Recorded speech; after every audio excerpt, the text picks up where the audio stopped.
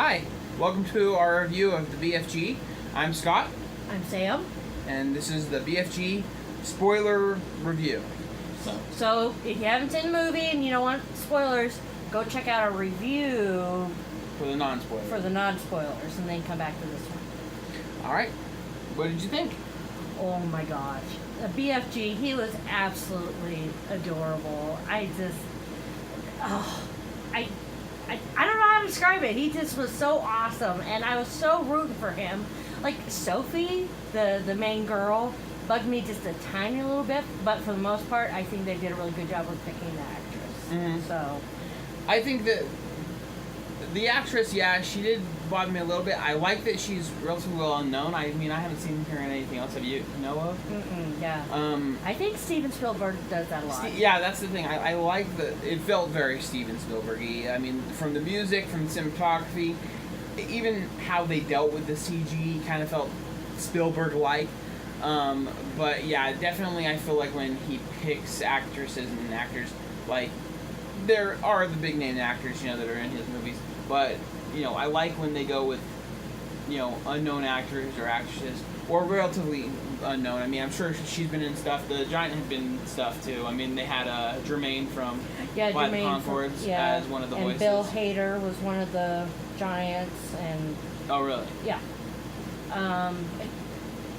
And for those of you who did go and see it, you got really excited because you're like, yeah, that's just like the book, and you just it's very nostalgic, for people who perhaps read it in school or whatever. It just and did you know that Steven Spielberg, this is his first Disney movie?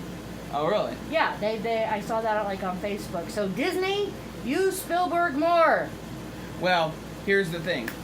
What do you think? I mean, was the book or the cartoon because I haven't seen the other cartoon in, I don't know, the 80s or whatever. I think so. Yeah. And I haven't read the book. I'm new to this. This was the first BFG thing I've seen. And I liked it, but for a Roald Dahl, Seemed mild.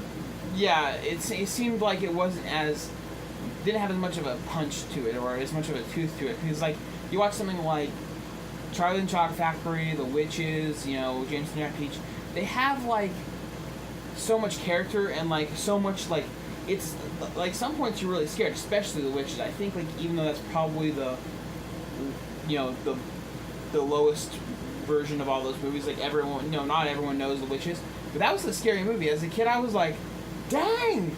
Those kids are turning into mice. They're like, these witches attacking them. Like, even the part where the witch is standing below the tree and looking at the boy, it's like, that gives you chills. Like, as a kid, I was freaked out by that. Like, and like in James and the Giant Peach, I'm not gonna lie, I was kind of scared of the rhino, and I saw that as an adult. Well, and the ants. I mean, the ants giving him, the fish heads and chasing him down with the axes in the end and stuff. It's like, oh my god. That's like Roald Dahl for children's books has that gritty kind of scary factor in it somewhere, but this one really didn't have that. Well, he just feels like he doesn't ever pander to kids, like make them.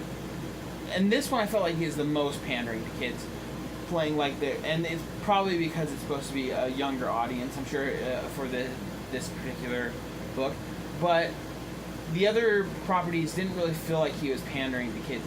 It felt like if something's supposed to be scary, make it scary. This, I mean, I think he definitely goes over on the fantasy realm.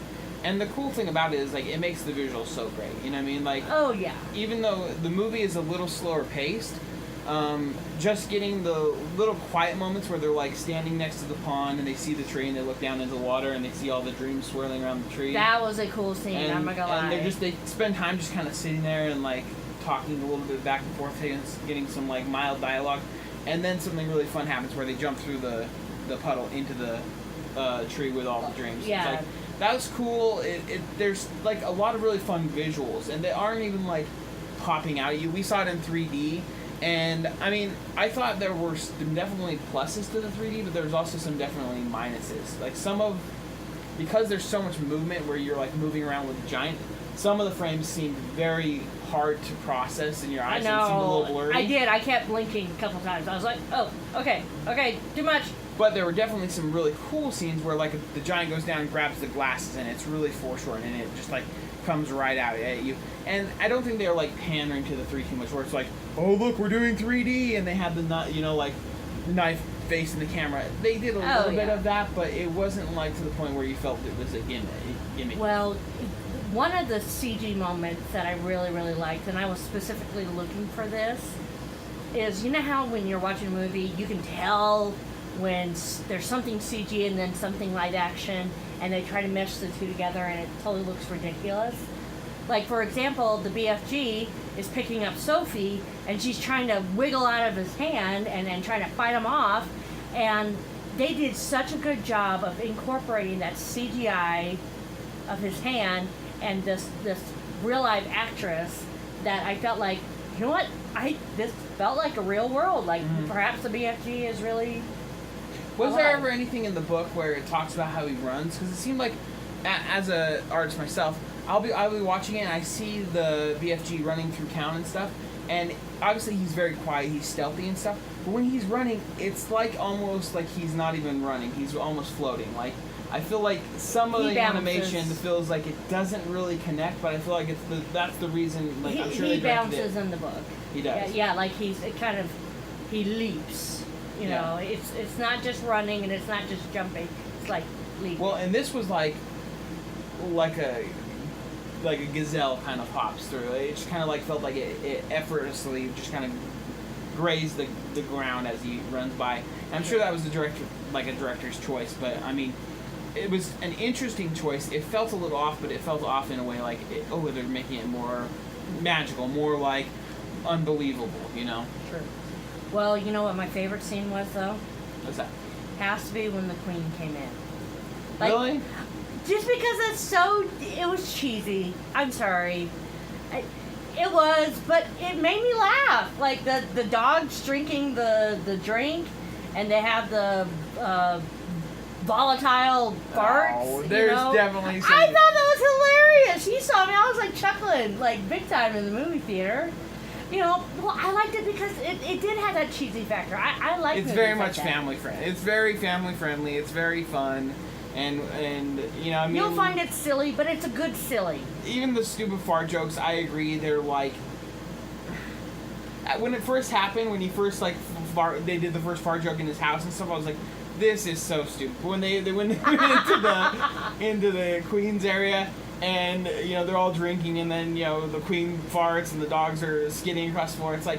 That was cute with the dogs, the little corgis! It's like that I would roll my eyes in most movies, but it was done in a way that it was kind of funny. I mean, it's... Y'all heard it. He said it! Woo! It's lowbrow, but it was still kind of funny. I think the part that I liked the most was probably where they're hunting the girl in the cave. In the... Oh, where the giants are trying to find her. I think that had, like, a lot of really good shots where, like, she was walking around in and out of the little house that he made for her up in the top, and the other giant's trying to smell her out. And then when she jumps into the water and he loses her, but accidentally knocks it and she's sliding down, I thought there was, like, a lot of good, like, setup there. And it was a really interesting shot, and it kind of kept you going through the whole thing. It just seemed complicated. Like, and the fact that it felt so fluid.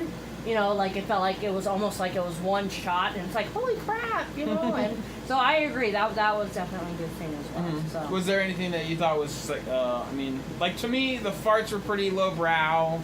I agree. My only real complaint is that it was really slow. I got bored near the beginning. To me, it was like the last half that was really, really good. Yeah. That it really picked up. I kind of feel like I wonder why it was so slow. If it's just mostly how the story is told,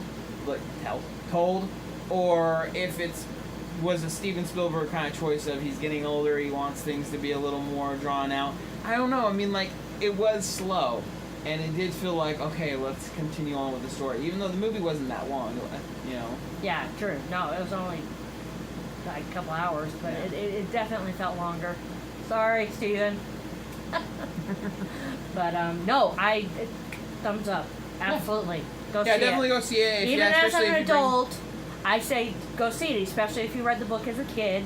You'll definitely have that nostalgic feeling of, oh. Well, they've obviously seen it if this is a spoiler review, so. Well, true. But take your kids, take your nieces and nephews, you know, they'll love it. I feel like we should wait for Steven Spielberg to start dangling money in front of us, like, go see it. But no, it was a fun movie. Are you saying I would sell out to Steven Spielberg?